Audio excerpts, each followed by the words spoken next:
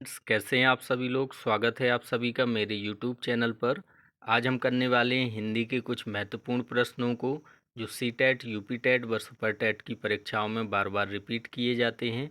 तो जल्दी से वीडियो को लाइक करें, चैनल को सब्सक्राइब करें। चलते हैं हमारी वीडियो पर। क्वेश्चन नंबर फर्स्ट है, हिंदी किस भाषा परिवार की भाषा है। Option number A Bharopi, option number B Dravid, option number C Austric, option number D Chini Tibbati. तो हिंदी भारोपी परिवार की एक भाषा है, तो ऑप्शन नंबर ए हमारा एकदम करेक्ट आंसर हो जाएगा। चलते हमारे सेकंड क्वेश्चन की तरफ। क्वेश्चन नंबर सेकंड है, भारत में सबसे अधिक बोली जाने वाली भाषा कौन सी है। Option number A Sanskrit, option number B Tamil, option number C Hindi, option number D Urdu. तो भारत में सर्वाधिक बोली जाने वाली भाषा है हिंदी, तो ऑप्शन नंबर सी हमारा एकदम करेक्ट आंसर हो जाएगा। चलते हैं हमारे अगले क्वेश्चन, क्वेश्चन नंबर थर्ड की तरफ। क्वेश्चन नंबर थर्ड है, हिंदी भाषा का जन्म हुआ है। ऑप्शन नंबर ए अपभ्रंश से, ऑप्शन नंबर बी लौकिक संस्कृत से, ऑप्शन नंबर सी पाली प्राकृत से, ऑप्शन नंबर डी वैदिक संस्कृत से। तो हिंदी भाषा का जन्म हुआ है अपभ्रंश से, तो ऑप्शन नंबर ए हमारा एकदम करेक्ट आंसर हो जाएगा। चलते हैं हमारे अगले क्वेश्चन, क्वेश्चन नंबर फोर की तरफ। क्वेश्चन नंबर फोर है, भारतवर्ष में हिंदी को आप किस वर्ग में रखेंगे। ऑप्शन नंबर ए राष्ट्रभाषा, ऑप्शन नंबर बी राजभाषा, ऑप्शन नंबर सी विभाषा, ऑप्शन नंबर डी तकनीकी भाषा। बहुत सारे बच्चे इस क्वेश्चन का उत्तर राष्ट्रभाषा के रूप में दे आते हैं, जो कि पूर्णतः गलत है, क्योंकि हिंदी भारत की एक राजभाषा है, राष्ट्रभाषा नहीं है। तो ऑप्शन नंबर बी हमारा एकदम करेक्ट आंसर हो जाएगा। चलते हैं हमारे अगले क्वेश्चन, क्वेश्चन नंबर फाइव की तरफ। क्वेश्चन नंबर फाइव है, निम्न में से कौन सी भाषा देवनागरी लिपि में लिखी जाती है। Option number A Gujarati, option number B Odia, option number C Marathi, option number D Sindhi. तो हिंदी भाषा की जो लिपि है वो देवनागरी लिपि है, लेकिन यहाँ पर हिंदी का कोई भी विकल्प नहीं दिया गया। तो हिंदी के अतिरिक्त जो देवनागरी लिपि है वो मराठी भाषा की लिपि है, तो ऑप्शन नंबर सी हमारा एकदम करेक्ट आंसर हो जाएगा। चलते हैं हमारे अगले क्वेश्चन, क्वेश्चन नंबर सिक्स की तरफ। क्वेश्चन नंबर सिक्स है, हिंदी भाषा किस लिपि में लिखी जाती है। Option number A Gurmukhi, option number B Brahmi, option number C Devanagari, option number D Saurashtri. तो हिंदी भाषा की जो लिपि है वो है देवनागरी लिपि, तो ऑप्शन नंबर सी हमारा एकदम करेक्ट आंसर हो जाएगा। चलते हैं हमारे अगले क्वेश्चन, क्वेश्चन नंबर सेवन की तरफ। क्वेश्चन नंबर सेवन है, किस तिथि को हिंदी को राजभाषा बनाने का निर्णय लिया गया। ऑप्शन नंबर ए 15 अगस्त 1947 ईस्वी को, ऑप्शन नंबर बी 26 जनवरी 1950 ईस्वी को, ऑप्शन नंबर सी 14 सितंबर 1949 ईस्वी को, ऑप्शन नंबर डी 14 सितंबर 1950 ईस्वी को। तो हिंदी को राजभाषा बनाया गया था 14 सितंबर 1949 ईस्वी को, इसलिए 14 सितंबर को दिन विश्व हिंदी दिवस मनाया जाता है। तो ऑप्शन नंबर सी हमारा एकदम करेक्ट आंसर हो जाएगा। चलते हैं हमारे अगले क्वेश्चन, क्वेश्चन नंबर एट की तरफ। क्वेश्चन नंबर एट है, हिंदी दिवस किस दिन मनाया जाता है। ऑप्शन नंबर ए 11 जून, ऑप्शन नंबर बी 14 सितंबर, ऑप्शन नंबर सी 28 सितंबर, ऑप्शन नंबर डी 10 अक्टूबर। तो हिंदी दिवस मनाया जाता है 14 सितंबर के दिन, तो ऑप्शन नंबर बी हमारा एकदम करेक्ट आंसर हो जाएगा। चलते हैं हमारे अगले क्वेश्चन, क्वेश्चन नंबर नाइन की तरफ। क्वेश्चन नंबर नाइन है, पुष्प कौन सा शब्द है। ऑप्शन नंबर ए तत्सम, ऑप्शन नंबर बी तद्भव, ऑप्शन नंबर सी देशज, ऑप्शन नंबर डी विदेशज। तो जो संस्कृत भाषा के शब्द होते हैं वो तत्सम शब्द कहलाते हैं, जो हिंदी भाषा के शब्द होते हैं वो तद्भव शब्द कहलाते हैं, और जो देश में उपजे शब्द होते हैं वो देशज शब्द कहलाते हैं, और जो विदेशी या अन्य भाषाओं से लिए गए शब्द होते हैं वो विदेशज शब्द कहलाते हैं। तो पुष्प एक संस्कृत शब्द है, इसलिए पुष्प हो जाएगा तत्सम। तो ऑप्शन नंबर ए हमारा एकदम करेक्ट आंसर हो जाएगा। चलते हैं हमारे अगले क्वेश्चन, क्वेश्चन नंबर 10 की तरफ। क्वेश्चन नंबर 10 है, पा वर्ग का उच्चारण स्थान है।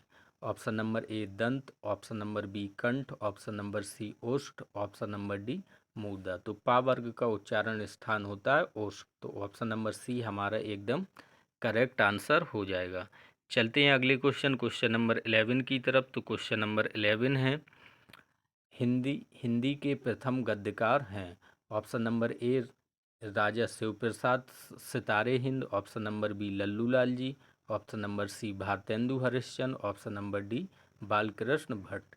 तो हिंदी के जो प्रथम गद्यकार हैं वो है लल्लू लाल जी, तो ऑप्शन नंबर बी हमारा एकदम करेक्ट आंसर हो जाएगा। चलते हैं हमारे अगले क्वेश्चन नंबर 12 की तरफ। क्वेश्चन नंबर 12 है, हिंदी के सर्वप्रथम प्रकाशित पत्र का नाम है। तो बहुत बार इस क्वेश्चन को पूछा जाता है। Option number A Sammelan Patrika, option number B Uddand Martand, option number C Saraswati, option number D Nagari Pracharini Patrika. तो हिंदी का जो प्रथम पत्र है वो है उद्दंड मार्तंड, तो ऑप्शन नंबर बी हमारा एकदम करेक्ट आंसर हो जाएगा। चलते हैं हमारे अगले क्वेश्चन नंबर 13 की तरफ। क्वेश्चन नंबर 13 है, प्रेमचंद के अधूरे उपन्यास का नाम है। Option number A Gaban, option number B Rangbhoomi, option number C Mangalsutra, option number D Seva Sadan. तो प्रेमचंद जी का जो अधूरा उपन्यास है वो है मंगलसूत्र, तो ऑप्शन नंबर सी हमारा एकदम करेक्ट आंसर हो जाएगा। चलते हैं हमारे अगले क्वेश्चन नंबर 14 की तरफ। क्वेश्चन नंबर 14 है, हिंदी साहित्य के इतिहास के सर्वप्रथम लेखक का नाम है। Option number A George Grierson, option number B Shiv Singh Sengar, option number C Acharya Ramchandra Shukla, option number D Garcin de Tassy. तो हिंदी साहित्य के इतिहास के जो प्रथम लेखक थे वो थे गारसा दत्तासी, तो ऑप्शन नंबर डी हमारा एकदम करेक्ट आंसर हो जाएगा। चलते हैं हमारे अगले क्वेश्चन नंबर 15 की तरफ। क्वेश्चन नंबर 15 है, पद्मावत किसकी रचना है। Option number A Nabhadas, option number B Keshavdas, option number C Tulsidas, option number D Jayasi. तो पद्मावत मलिक मोहम्मद जयसी साहब की एक रचना है, तो सही उत्तर हो जाएगा option number D Malik Mohammad Jayasi. चलते हमारे अगले क्वेश्चन नंबर 16 की तरफ। क्वेश्चन नंबर 16 है, संस्कृति के 4 अध्याय किसकी रचना है। Option number A Ramdhari Singh Dinkar, option number B Bhagwati Charan Verma, option number C Makhanlal Chaturvedi, option number D Subhadra Kumari Chauhan. तो संस्कृति के 4 अध्याय रामधारी सिंह दिनकर जी की एक रचना है, ऑप्शन नंबर ए हमारा एकदम करेक्ट आंसर हो जाएगा। चलते हैं हमारे अगले क्वेश्चन नंबर 17 की तरफ। क्वेश्चन नंबर 17 है, अशोक के फूल काव्य संग्रह के रचनाकार हैं। Option number A Kuber Nath Rai, option number B Gulab Rai, option number C Ramchandra Shukla, option number D Hazari Prasad Dwivedi. तो अशोक के फूल जो कि काव्य संग्रह है वो हजारी प्रसाद द्विवेदी जी का एक रचना है, तो ऑप्शन नंबर डी हमारा एकदम करेक्ट आंसर हो जाएगा। चलते हैं हमारे अगले क्वेश्चन नंबर 18 की तरफ। क्वेश्चन नंबर 18 है, रानी केतकी की कहानी के रचयिता हैं। Option number A Vrindavan Lal Verma, option number B Kishori Lal Goswami, option number C Madhavrao, option number D Insha Allah Khan. तो रानी केतकी की कहानी के रचयिता हैं इंसा अल्लाह खां, तो ऑप्शन नंबर डी हमारा एकदम करेक्ट आंसर हो जाएगा। चलते हैं हमारे अगले क्वेश्चन नंबर 19 की तरफ। तो क्वेश्चन नंबर 19 है, रामचरितमानस की भाषा क्या है। Option number A Bhojpuri, option number B Prakrit, option number C Awadhi, option number D Brajbhasha. तो तुलसीदास जी द्वारा रचित रामचरितमानस की भाषा है अवधी, तो ऑप्शन नंबर सी इसका एकदम करेक्ट आंसर हो जाएगा। चलते हैं हमारे अगले क्वेश्चन नंबर 20 की तरफ। क्वेश्चन नंबर 20 है, रामचरितमानस में कितने कांड हैं। Option number A 4, option number B 5, option number C 7, option number B 8। तो रामचरितमानस में कुल कांडों की संख्या 7 है, तो ऑप्शन नंबर सी हमारा एकदम करेक्ट आंसर हो जाएगा। चलते हैं हमारे अगले क्वेश्चन नंबर 21 की तरफ। क्वेश्चन नंबर 21 है, हिंदी का आदि कवि किसे माना जाता है। Option number A Abdul Rahman, option number B Sarahapa, option number C Swayambhu, option number D Pushpadant. तो हिंदी का आदि कवि माना जाता है स्वयंभू को, तो ऑप्शन नंबर सी हमारा एकदम करेक्ट आंसर हो जाएगा। चलते हैं हमारे अगले क्वेश्चन नंबर 22 की तरफ। क्वेश्चन नंबर 22 है, हिंदी पत्रिका कादम्बिनी के संपादक हैं।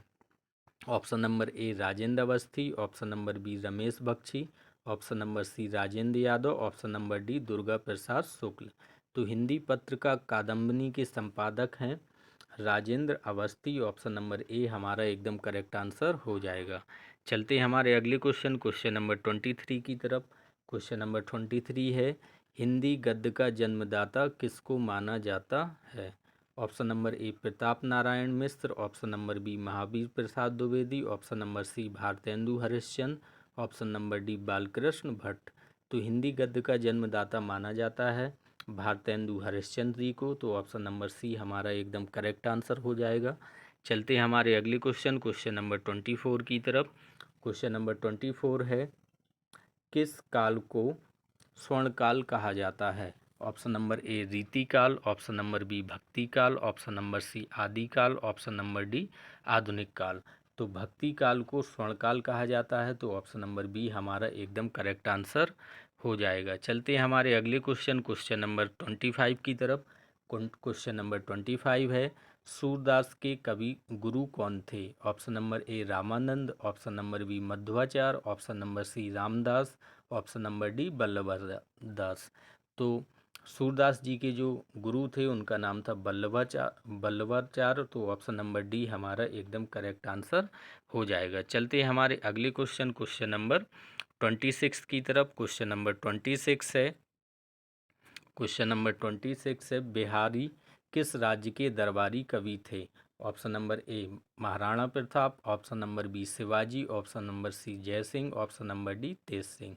तो बिहारी राजा जयसिंह के दरबारी कवि थे। ऑप्शन नंबर सी हमारा एकदम करेक्ट आंसर हो जाएगा। चलते हैं हमारे अगले क्वेश्चन नंबर 27 की तरफ। तो क्वेश्चन नंबर 27 है, पूस की रात कहानी के रचनाकार हैं? Option number A Premchand, option number B Shivpujan Sahay, option number C Nirala, option number D Prasad. तो पूस की रात जो कहानी है उसके लेखक हैं मुंशी प्रेमचंद जी। तो ऑप्शन नंबर ए हमारा एकदम करेक्ट आंसर हो जाएगा। चलते हैं हमारे अगले क्वेश्चन नंबर 28 की तरफ। क्वेश्चन नंबर 28 है, ध्रुव सौमनी नाटक के रचयिता हैं? Option number A Ram Kumar Verma, option number B Ramvriksh Benipuri, option number C Jaishankar Prasad, option number D Bharatendu Harishchandra. तो ध्रुव सौमनी जो नाटक है उसके रचयिता हैं जयशंकर प्रसाद। तो ऑप्शन नंबर सी हमारा एकदम करेक्ट आंसर हो जाएगा। चलते हैं हमारे अगले क्वेश्चन नंबर 29 की तरफ। क्वेश्चन नंबर 29 है, निम्नलिखित में से कौन छायावादी कवि हैं? Option number A Bharat Bhushan Agrawal, option number B Tulsidas, option number C Sumitranandan Pant, option number D Nagarjun. तो छायावादी कवि जो थे वो थे सुमित्रानंदन पंत। तो ऑप्शन नंबर सी हमारा एकदम करेक्ट आंसर हो जाएगा। चलते हैं हमारे अगले और अंतिम क्वेश्चन की तरफ। तो हमारा अंतिम क्वेश्चन है, रंगभूमि उपन्यास के रचनाकार हैं? तो रंगभूमि जो उपन्यास है उसके रचनाकार कौन है? Option number A Rajendra Yadav, option number B रागेय Yadav, option number C Premchand, option number D Amarkant. तो रंगभूमि उपन्यास के लेखक हैं रचनाकार हैं मुंशी प्रेमचंद जी। तो ऑप्शन नंबर सी हमारा एकदम करेक्ट आंसर हो जाएगा। तो फ्रेंड्स ये थे हमारे आज के हिंदी के टॉप 30 क्वेश्चन जो सीटेट यूपी टेट व सुपर टेट की परीक्षाओं में बार बार रिपीट किए जाते हैं। तो जल्दी से चैनल को लाइक कर दें, वीडियो को लाइक कर दें, चैनल को सब्सक्राइब कर दें। तब तक के लिए जय हिंद, वंदे मातरम।